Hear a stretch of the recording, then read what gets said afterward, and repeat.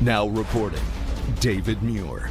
Good evening. We're coming back on the air at this hour because there's been a development in the search for Nancy Guthrie, the 84-year-old mother of Today Show host Savannah Guthrie. At this point, it's clear that every effort is being made from family and law enforcement to get Nancy home. But there were 4 things that stuck out to the former agent who spoke to me after he watched Savannah's message. I can break a little news on your program here that I spoke with a detective earlier today, and effective Monday, this investigation will essentially be moved to the task force entirely. 50 days. 50 days since Nancy Guthrie walked into her home in the Catalina foothills and disappeared. No arrest, no named suspect, no confirmed proof of life. But this week, something shifted. It did not come in the form of an arrest affidavit. It did not come through a dramatic press conference. It came through a written statement. And in an active federal kidnapping investigation, written statements are never casual. They are signals. The Guthrie family broke weeks of silence with carefully constructed language released to Tucson's NBC affiliate. Every word in that statement would have been reviewed. Every phrase weighed. Nothing in an ongoing FBI-led investigation is published without coordination. And inside that statement was one sentence that changed the direction of public focus. We continue to believe it is Tucson and the greater southern Arizona community that hold the key to finding resolution in this case. That is not a general appeal. That is not someone, somewhere. That is specific. Tucson, not a drifter passing through on Interstate 10, not an out-of-state predator who selected the neighborhood randomly, not a transient, someone embedded, someone local. When families speak at this stage of an investigation, they do so strategically.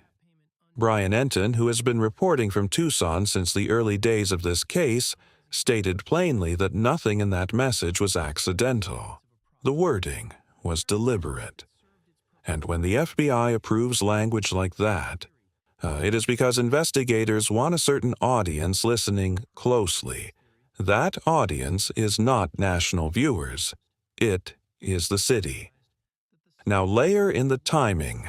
The family referenced not just January 11th, a date already circulating in investigative discussions, but specifically the late evening of January 11th. That specificity matters. Multiple national networks have reported, citing independent law enforcement sources, that surveillance images show the suspect visiting Nancy's property on at least 2 separate occasions. On the earlier visit, he did not carry a backpack. He was not fully equipped. He appeared to assess the camera, study the entry point, and leave. Then, weeks later, he returned differently. Masked, holstered, prepared. That gap between January 11th and February 1st is not empty space. It is planning. And here is where the pattern becomes impossible to ignore. January 11th, Sunday. January 24th, Saturday. February 1st, early Sunday morning. Every significant flagged date in this case falls on a weekend. Not a Tuesday afternoon, not a Thursday morning. Weekends. That is not coincidence. Criminal behavior reflects life structure. Patterns reflect constraints. When surveillance and execution occur exclusively on Saturdays and Sundays, investigators begin asking a very specific question. Does this person live a structured weekday life? A job, a school schedule, a routine that runs Monday through Friday, someone who blends into the city's rhythm during the week, and uses weekends to operate, someone who does not need overnight lodging to reach the Catalina foothills, someone who can drive there casually on a Saturday evening, observe, abort, and return home without drawing attention. That is not a transient profile. That is someone embedded in Tucson's daily landscape. Now consider the next development.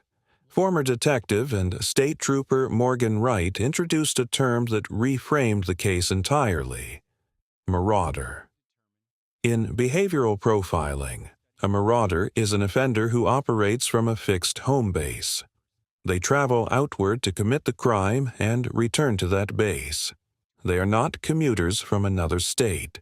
They are not strangers navigating unfamiliar geography. They know the streets. They know the escape routes. They know which directions are impractical. Wright went further. Based on terrain and exit logistics from the Catalina foothills, he assessed that the likely direction of retreat would be toward South Tucson. The mountains to the north limit practical exit routes. The accessible corridors point south. This was not speculation delivered casually. This was behavioral analysis layered onto geography. Now align that with what federal investigators are reportedly examining. A vacant house adjacent to Nancy's property is under review as a potential staging location. Think about what that means. A vacant home provides cover. It provides a reason to be present without being questioned. It provides a vantage point without a parked vehicle attracting suspicion. From inside a dark structure, someone could monitor Nancy's driveway patterns, her lighting habits, visitors, security camera placements, for weeks, possibly months. Oh, and because the property appears unoccupied, neighbors do not question subtle movement. A retired Pima County SWAT commander described how such a location could serve both as surveillance base and operational launch point. If someone had legitimate access, or even temporary access, to that vacant home, they could gather intelligence invisibly. Now add one more layer. Investigators are reportedly asking about a neighbor who moved out before Nancy disappeared, and was later seen returning to the area after the abduction. Returning. That detail matters. In crimes involving extended surveillance, familiarity is currency. The more embedded someone is in a neighborhood, the less they are noticed. If the suspect lives in Tucson, works in Tucson, shops in Tucson, he drives through the Catalina foothills routinely, then he does not look out of place. He looks ordinary, and that is the most dangerous camouflage. Now consider what this means structurally. A local offender, weekend surveillance, a potential staging house, directional escape routes pointing south, and a family statement approved by the FBI that directly addresses Tucson residents. This is not broad, it is narrowing. The investigation is not expanding outward, it is tightening inward. Someone in Tucson knows something. Someone who may have noticed a vehicle parked repeatedly on weekends. Someone who may have seen a person walking past Nancy's home more than once. Someone who may have observed behavior change after February 1st. The family's statement was not grief alone. It was pressure. Pressure directed at a city. Because when an offender is local, the resolution often does not begin with a forensic breakthrough. It begins with recognition. If the suspect is local, then familiarity becomes the central advantage. Familiarity with the neighborhood. Familiarity with routine. Familiarity with how to stand on a street and not be questioned. That is where the investigation has quietly focused. Because when law enforcement begins asking for names, not companies, not general contractors, but individual names, that signals direction. The FBI has reportedly requested the identities of every worker connected to construction sites in the Catalina foothills area during the relevant January window. Every laborer, every subcontractor, every delivery driver. Not broad inquiries, names. That is not random canvassing. It is filtration. Think about what daily construction presence provides in a residential neighborhood. You arrive in a marked truck. You carry tools. You wear visible work attire. You are expected. Neighbors see you repeatedly and stop noticing you. You become part of the background. You can observe without suspicion. You can stand near a property for extended periods. You can note which homes have security cameras and which do not. You can time how long it takes a resident to exit a garage and reach a front door. You can see which nights a driveway is empty, which evenings lights go dark early, which houses receive visitors, which do not. Over days, and then weeks, someone with legitimate access could build a detailed operational profile of Nancy Guthrie's routines. And that person would not need to be the masked individual seen on February 1st. They would only need to pass information. Information is leverage. Information reduces risk. The first confirmed visit on January 11th shows a suspect without a backpack. He appears to study the entry point, assess the camera. Withdraw, no confrontation, no attempt. That is reconnaissance. The second visit is different. Fully equipped, holstered firearm, backpack loaded, mask secured. That transition from observation to execution suggests time spent preparing, time spent reviewing, time spent finalizing. Someone who can abort on one weekend and return the next does not live hours away. They live close enough for repeated access without logistical strain. Now add the vacant property. A house adjacent to Nancy's home is reportedly under review as a potential staging location. A vacant structure is more than empty space. It is invisibility. From inside, someone could watch the street without standing on it. And observe from windows without being observed. Enter and exit without drawing attention if access was legitimate or at least temporarily obtainable.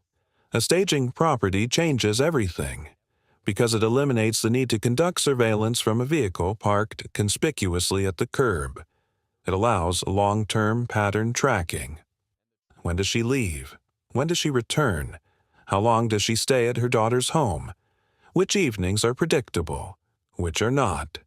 Surveillance is not glamorous. It is patient, and patience suggests proximity.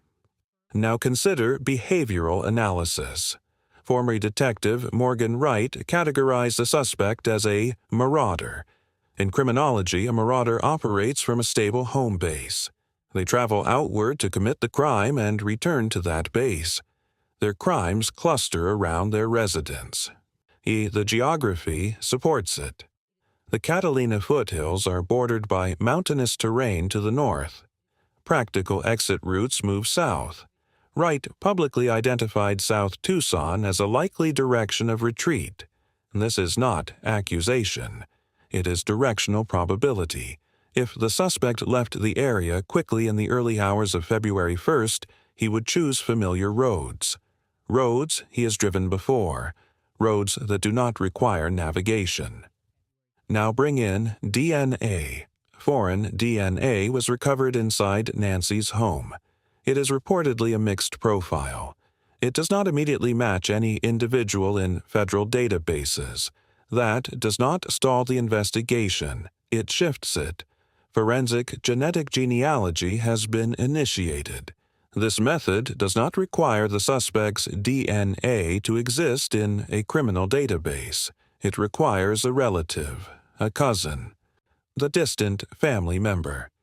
Someone who uploaded their genetic material to a consumer platform years ago without imagining it would intersect with a criminal investigation. From a partial match, genealogists build outward. Family trees expand, branches narrow. Eventually, names appear, and when names appear, they are cross-referenced against.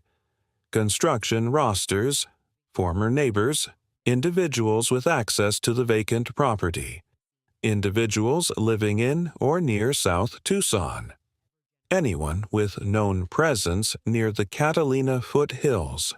This is where threads converge. If a name from a construction site aligns with a genealogical branch. If that same individual's vehicle matches movement patterns. If their work schedule aligns with weekend-only surveillance. Probability rises, and the pattern of weekends becomes more significant. January 11th, Sunday, January the 24th, Saturday, February 1st, early Sunday. Every flagged date falls when someone with a Monday through Friday job would be free. Someone embedded in Tucson's weekday economy. Someone who clocks in Monday morning. Someone who blends. Now consider another behavioral layer. In crimes involving prolonged surveillance, offenders often return after the event. They revisit the scene. They observe memorials. They stand in crowds unnoticed. This is documented behavior in prior cases. It is not theory. If the suspect is local, he may have driven past the candles and flowers placed outside Nancy's home. He may have watched coverage from a living room miles away. He may have discussed the case casually with coworkers. That is the advantage of local anonymity. You are not the stranger. You are the neighbor. Now think structurally. The FBI is gathering names. The vacant property is under review. Construction workers are being cataloged. Genealogical analysis is running. Behavioral profiling is pointing south. The family statement directs attention to Tucson residents specifically. These are not scattered developments. They are aligned, and alignment signals narrowing. When investigations narrow, they do not announce it. They contract, quietly, methodically, until someone local becomes a person with a name. Right now, 3 separate pathways in the Nancy Guthrie investigation are moving toward the same destination. Geographic narrowing, roster-based identification, genetic genealogy. Each one alone suggests direction. Together, they suggest inevitability. Start with geography. If the suspect is a marauder, someone operating from a fixed base, then the crime scene is not random. It sits within a comfort radius. Criminal geographic profiling consistently shows that offenders commit crimes within areas they know well, but not directly adjacent to their own residence. There is usually a buffer zone, close enough to access easily, far enough to avoid immediate suspicion. If Morgan Wright's assessment pointing toward South Tucson holds, that does not mean a single address. It means a directional cluster, a comfort corridor, a place where someone could return before sunrise and resume ordinary life. Now, align that with work patterns. Weekend-only activity suggests structured weekday obligations. A Monday through Friday schedule. Someone who blends into Tucson's economy. Construction workers, contract laborers, service technicians, delivery drivers. Anyone whose job provides plausible access to residential neighborhoods without scrutiny. The FBI's request for individual names from construction sites is not bureaucratic housekeeping. It is cross-referencing. Each name becomes data. Each name can be run against DMV records, employment history, prior police contacts, residential proximity, vehicle registrations. Now layer genealogy onto that framework. The mixed DNA recovered inside Nancy's home is being processed through forensic genetic genealogy. This is not speculative science. It has solved cold cases decades old. It identified suspects who had never been arrested. It does not require the offender's DNA to be in CODIS. It requires one relative. One person in the family tree who uploaded DNA to a consumer service years ago.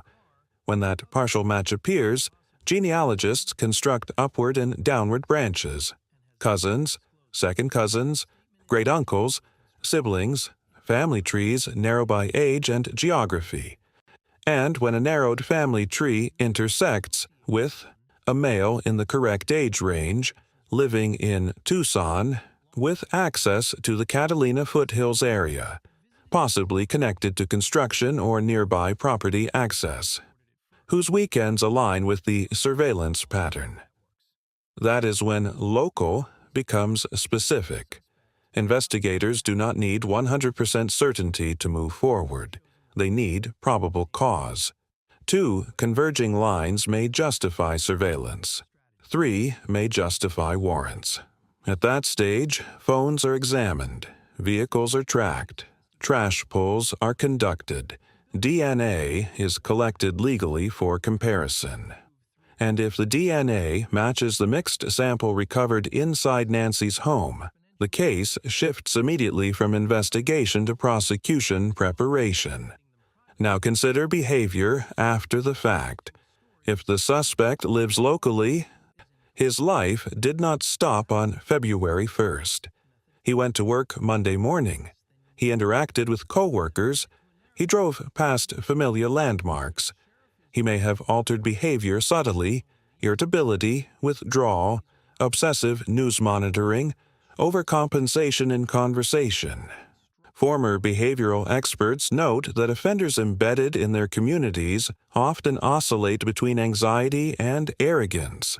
They believe they blended successfully. They also fear recognition. And recognition does not always begin with law enforcement. It begins with someone noticing change. A coworker who remembers a vehicle parked repeatedly on weekends. A neighbor who recalls seeing someone walking near the vacant house. A friend who remembers unexplained absence during late January evenings. The Guthrie family's statement was not emotional rhetoric. It was targeted. When they wrote that Tucson holds the key, they were speaking to someone inside the city, someone who may already suspect something, because local crimes rarely remain isolated forever. They ripple.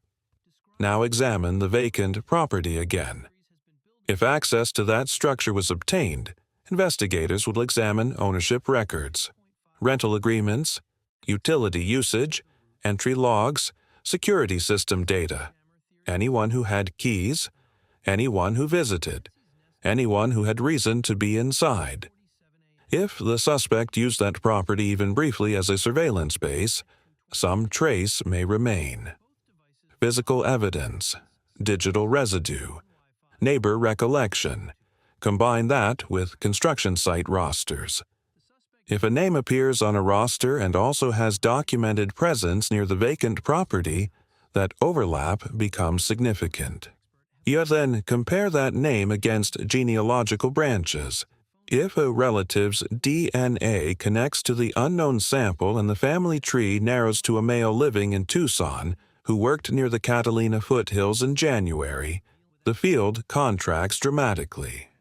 This is how modern investigations close. Not with confession first, not with public spectacle, with quiet convergence.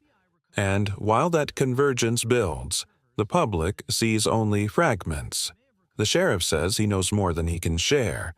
The family speaks carefully about a final place of rest. Investigators return to the neighborhood weeks later asking precise questions. Each of those is not drift. It is progression. Now consider time. 50 days have passed. In the era of genetic genealogy and digital forensic integration, 50 days is not stagnation. It is active processing. Family trees take time to build. Names take time to narrow. But once narrowed, action accelerates quickly. If investigators already possess a narrowed shortlist, the next stage may be covert. Surveillance, monitoring, evidence consolidation. Because when an arrest is made in a case like this, it must withstand scrutiny. Every procedural step must be clean. Chain of custody intact. Genealogy properly verified. DNA conclusively matched. Local angle validated. When that threshold is reached, the announcement will not frame it as a mystery solved through community intuition. It will present it as the product of diligent investigation. But beneath that formal language will be the quiet truth. The pattern of weekends mattered. The construction rosters mattered. The vacant house mattered. The DNA mattered. And Tucson mattered. Someone in this city knows more than they have said. Someone has already felt the shift. Because when investigations narrow to geography, they narrow to people. And when they narrow to people, silence becomes heavy. Nancy Guthrie deserves resolution. Her family deserves truth. And if the investigation is indeed converging where the evidence suggests it is, then the gap between local and named may be smaller tonight than it has ever been. The question is no longer whether someone in Tucson holds the key. It is whether that key has already been identified. And when that door opens, it will not be by accident. It will be because every thread led back to the same place. Home.